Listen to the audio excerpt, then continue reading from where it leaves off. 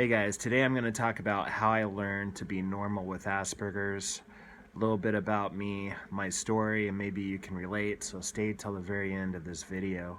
Um, so basically I was a very highly sensitive boy, and growing up sounds were very jarring.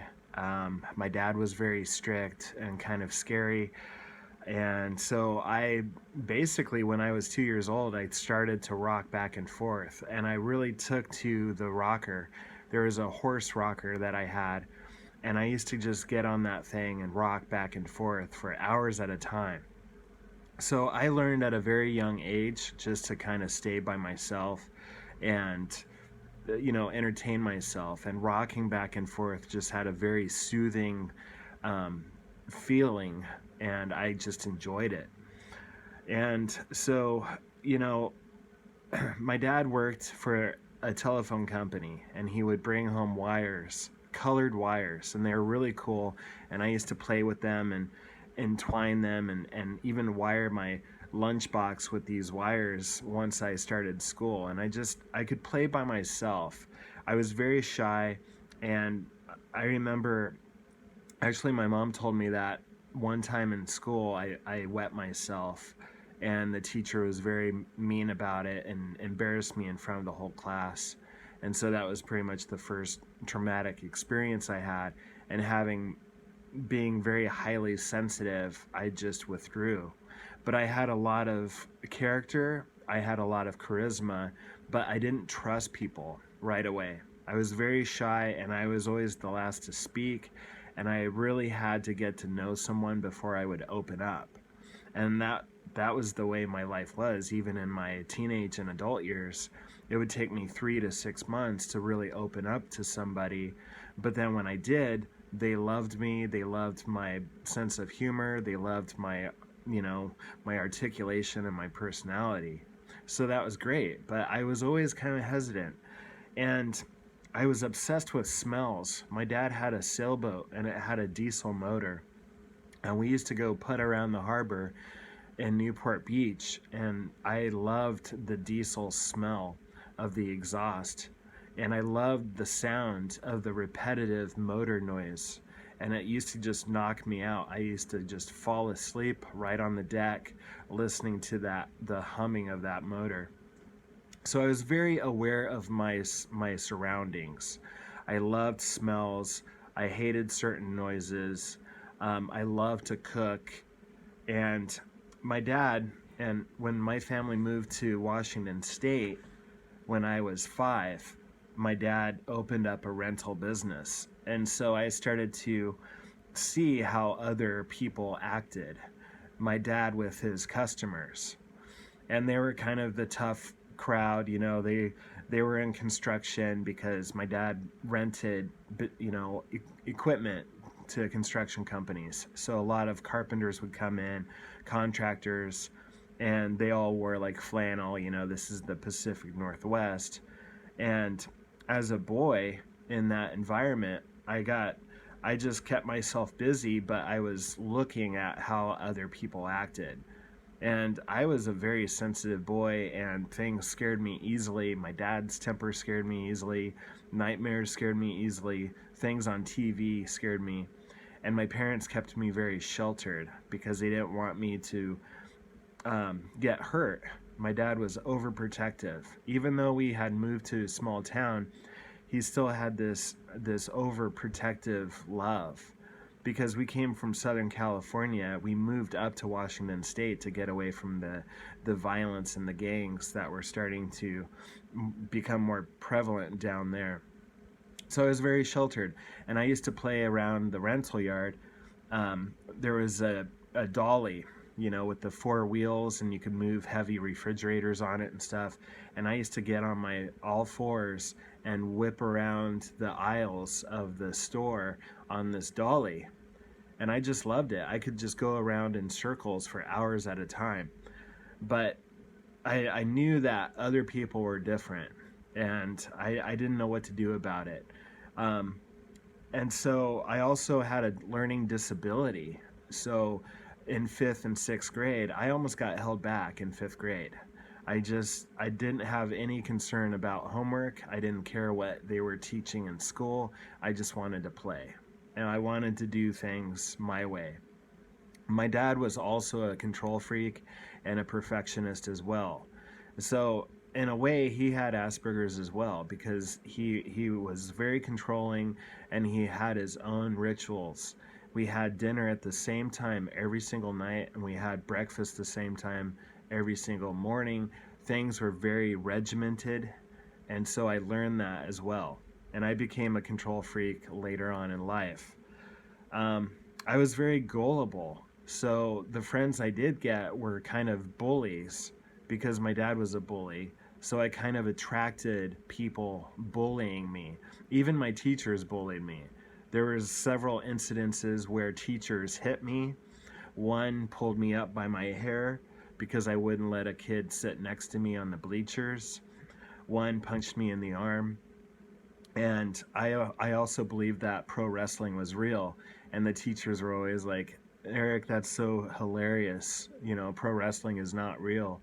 But I had big dreams and big hopes. And my friends would always be like, you're not going to do that, you know? It was just kind of like a small town, you know, they didn't want anyone to, you know, talk about their dreams, because we were all stuck in this small town. It was kind of like the movie Good Will Hunting with Matt Damon and Ben Affleck. Matt Damon had big dreams to get out of that small town and do something. And Ben Affleck was just like, dude, you know, it's just a small town. You know, I'm gonna just live here for the rest of my life. And Matt Damon had bigger plans. But I was very gullible, and so friends realized what I was interested in, and then they would, you know, lie to me and say these things happened, and I would get my hopes up. Like, I really liked drumming because I tapped and whistled all the time, and I loved music. It was like one of my greatest escapes from reality. And one friend said that he bought a sonar drum, and sonar drums were my favorite growing up. And he was like, I found a drum, it's a sonar. And I was like, no way. And, you know, they just had me going all the time. And then they're like, you know, no, I'm just kidding. I don't have any drums, you know. And I used to want to be a star, a music celebrity. And I was like, you know, when I'm 25, I'm going to have a music album and I'm going to be famous. And friends were always like, you're not going to do that. You know, you're so full of crap. So, and even my dad was like, you're full of it, you know, and he used to always laugh at me. So I was highly sensitive, and I was gullible. I was greatly affected by my surroundings. And that's why I rocked back and forth. But I knew that I was different, but I didn't know why or how. Like, I just self-tested for Asperger's last year, and I'm 48 now. But growing up, I really didn't know why people picked on me, but I knew I had gifts, and I had big aspirations. But so here's a couple things that made me kind of fit in. I compensated with humor. So I was always kind of like the goofball, and I did make a lot of people laugh. It wasn't consistent. I wasn't normally funny, but once in a while I'd really get people with my sense of humor, and they just thought I was so bizarre and crazy. And, you know, they used to call me Johnson. That was my last name. And so there was this kind of like military camaraderie with my friends, and they'd be like, oh, Johnson, you know. It was always, oh, Johnson. And I fit in later. When I was 16, I fit in better because I picked up smoking cigarettes and playing video games. And so I really didn't have to talk or perform or, you know, be confident in groups. You know, I could just play Nintendo with one other friend and be fine. I always got along great with one friend. It was when you got me in groups that I started freaking out and getting really quiet. And I still couldn't introduce myself to new people. It was very hard to trust them. So I had trust issues. I also fit in with the same kind of music. We all listened to the same kind of music. You know, back then it was Metallica, Judas Priest. You know, this is mid 80s, late 80s, early 90s. We all listened to the same music. We smoked cigarettes together. We played video games together. But they weren't really my tribe. You know, they really didn't understand that I was different. And so I always struggled with trying to get my thoughts across. And when I did try to express my true feelings, you know, they would always say, you know, they would call me professor, because that's kind of an Asperger's trait, is that you speak different than your friends. And they're like, you know, what are you, a professor? Or how do you know this stuff? You know, or where did that come from? Or you're weird. And I heard that all the time growing up. But I knew I was intelligent. I had, you know, I had very complex thoughts, because I would just sit and rock back and forth and think. I was a great thinker. So music helped me fit in, and then alcohol helped me fit in tremendously in the beginning. When I got a buzz from alcohol, alcohol was just, it just blew up my world. I became manic on alcohol. It was like magic in a bottle, and I could actually speak my own thoughts. I had confidence. I had liquid courage. And so alcohol really took over my life. I dropped out of high school. I just wanted to be a rock and roll drummer. Music was my life, and I rocked back and forth about, you know, 3 hours a day now. And later on in life, it would become 14 hours a day. And that's why I stopped rocking back and forth just 3 months ago, when January 1st, 2021. So everything was fine until I was about 20, and I was starting to drink very heavy. I still hadn't really had a girlfriend. I was the ugly weirdo in high school, and I couldn't get a girlfriend. And all my friends were kind of like jocks and stoners and the bad boys, so they always got the girlfriends.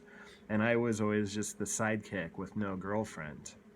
But when I was 20, I finally got a girlfriend, and she was 20 years older than me. So I had an ability to articulate myself with older women. I trusted them more than girls my age, but I really longed for being with a girl younger than me. And so I was always attracted to younger girls, but what I was able to, you know, deal with were older women that were gentler and more understanding and had more experience behind them. So I basically got with a woman who was almost the same age as my mom. I mean, maybe a little less, you know, she was younger than my mom, but she had children my age. And so that was a very confusing time in my life, especially I was starting to get drunk 3 to 4 nights a week. And her age difference didn't really matter until about year 3 or year 4.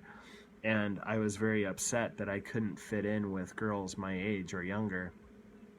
I'm like, why am I with this older woman? What's wrong with me? She's more of a surrogate mom than a real girlfriend. So I had a lot of self-worth issues, and my self-esteem was very low. In fact, the next few girlfriends were they were a little overweight, and I just didn't think I could date women that were, you know, extremely beautiful. And in fact, but however, every girl that I did date was very intelligent. In fact, the intelligence was more sexy than their physical appearance. Their physical appearance at the time didn't really matter, but there was a part of me that was really wanted to fit in and have basically arm candy. I wanted to be with really cute girls, but I couldn't do that until I was like 25. 25 to 30 was when I was the most confident. Alcohol was still working. It hadn't turned against me yet. I hadn't had a heart attack yet. I hadn't become a town drunk yet. I hadn't stopped eating because it was ruining my buzz yet. And I wasn't starving to death yet. That was later in my 30s. And 36 is when I quit drinking. When I when I quit drinking, that's when everything came to the surface. My low self-esteem, the Asperger's, the guilt and shame of being a drunk and a pervert. I was addicted to porn and cigarettes and coffee and rocking back and forth. Everything that I could become addicted to, I did. Everything I could escape reality with, I did. Because reality was just very painful. But I fit in with people. I had enough intelligence and articulation to fit in with anyone because I became a chameleon. Because people that are high functioning autistic, they learn how to fit in. And so even though I was highly sensitive, I was articulate and charismatic enough to fit in with any group of people. But I never felt like I fit in. I always felt like I was an alien. I always kind of stood in the corner and observed for a long time before I would actually come in and articulate. Now, does any of this relate to you? Can you relate to any of this? Because it's been a hard life, and I'm not being a victim here. I'm just stating all of these things really made sense when I tested for Asperger's, and I did have really good times in my life, but a lot of it was substances and distractions from my true self. And so with this channel and this blog, if you're on my blog, I want to connect with people that have these same issues, because I'm 48 and I'm still unraveling what happened in my childhood, what happened in my 20s. I nearly died, and most people do almost die in their 20s. If they drank, if they did drugs, a lot of us are very lucky to be alive in our 30s and our 40s. I mean, the 20s was a wild time. It was loud music, sex, drugs, and rock and roll. And I thought I was a celebrity. Even though I never made any money, I never got famous, I was a celebrity in my own mind. I had the huge PA system. I had the drum set, the guitar. I did have some, young girls come over to my house eventually. But in high school, it was horrible. I hated high school. I just wanted to play Nintendo and listen to my Ozzy and my Iron Maiden, and music was my true friend. From 5 years old to today, music has always been there. Alcohol was there for a little while, but it turned against me. All addictions eventually turned against me and took away any confidence I had, any self-worth or self-esteem I had was basically depleted by getting wasted and blacked out and doing horrible things and not remembering them. And so that's been my life. But I can hang out with the best of them, but it's still the chameleon. It's not truly me. If I get around a certain person that has an accent, I pick up that accent. I pretty much can just fit in with anyone. But the true Eric is still deep down inside. And I know if I laser focused and brought out that Eric, if I could get confident and raise my self-esteem, I know that I could do wonderful things, because we are truly gifted. If you have Asperger's, you're truly gifted. We laser focus on one thing and we do amazing things. We laser focus on certain things and we can just grow anything we want. I was in a network marketing business and I made a lot of money, even though it wasn't my style, and most of those people are extroverted. I still learned how to do it my way, and I still made a lot of money. I still learned how to lose a lot of weight. I lost 40 pounds last year. I learned how to quit all of my addictions, almost all of them. I'm still working on myself every day. I still have guilt and shame issues. I still relapse. but it's getting better every single year. So thanks for listening, guys. Leave a comment if you can relate to any of this. Tell your story. I would love to hear it, and we'll talk to you soon.